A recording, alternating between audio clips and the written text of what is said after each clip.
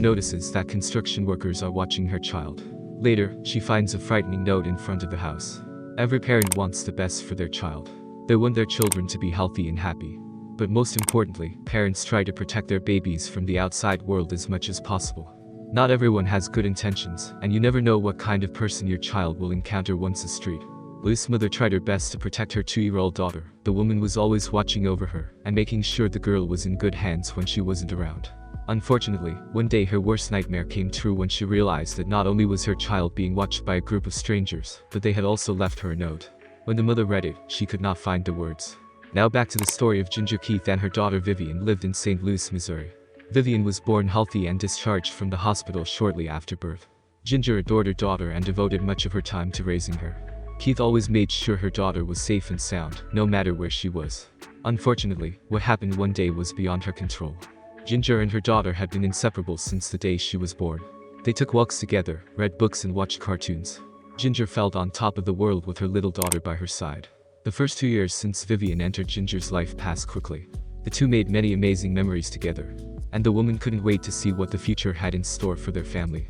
Raising a young child was not as difficult as the Keys thought. Vivian was a normal, happy child most of the time. Unfortunately, they soon received some devastating news about their daughter. It all started when Vivian and her family were celebrating her second birthday. The girl seemed tired, even though she had gotten a good night's sleep the night before. But what bothered Ginger the most was something else. Vivian's skin was very pale. She would fall asleep and wake up every half hour or so. It was an immediate red flag when the girl refused to eat anything. Ginger became worried that day and decided to check his daughter's temperature. The thermometer showed that Vivian's temperature had risen. Ginger was puzzled. How has she not noticed it before? At first she thought it was a mistake, so she rechecked it again. The numbers were identical. The girl had a high fever. Ginger knew she had to act quickly, and wasted no time getting her daughter to the hospital. Ginger felt anxious the entire trip to the hospital. Millions of questions raced through her mind. Did Vivian have the flu? Would she recover quickly? Shortly after arriving at the hospital, Vivian was examined by a doctor. Ginger thought her daughter had the flu, and wanted to hear the doctor's instructions on how to treat it properly. Little did she know that she was going to find out. Since Vivian was very young, Ginger should have known how to treat liquid babies to avoid further health problems. For some reason, however, the doctor seemed very concerned during the examination. He also performed some additional tests that weren't even relevant. What's going on? Ginger was worried as she looked forward to him showing Vivian's diagnosis. The doctor had a sad look on his face. Ginger knew instantly that something was wrong with her daughter. Then he turned and said something to her that made her heart drop. Vivian had acute lymphoblastic leukemia and needed immediate medical attention. Ginger couldn't find the words. She couldn't believe that her 2-year-old child girl had cancer. Then the doctor showed something even more devastating. Ginger needed chemotherapy and had to stay in the hospital for an unknown amount of time. The girl had to remain isolated in her hospital room. During her treatment, Ginger was heartbroken by the news and was ready to fight to the end.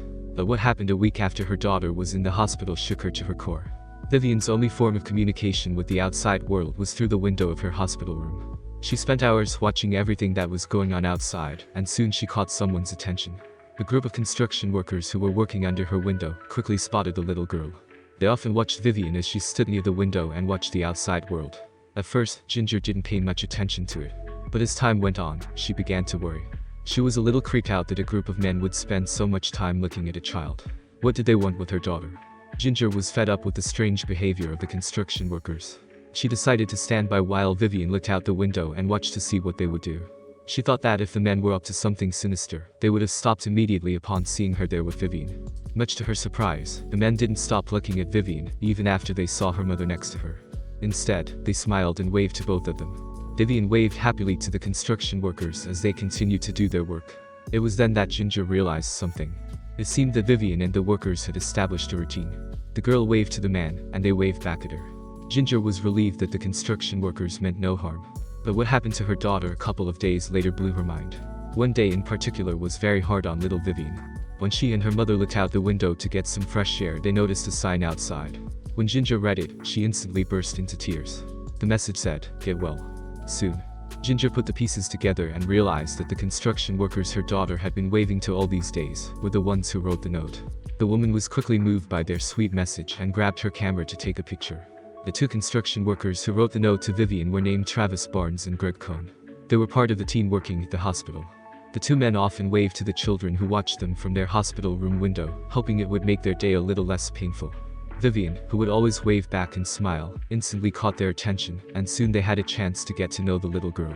Soon after Vivian met the two workers that she had befriended during her stay in the hospital, the men were as moved as Vivian's mother.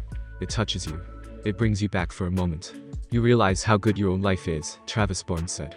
They were glad they could cheer up the little girl some more.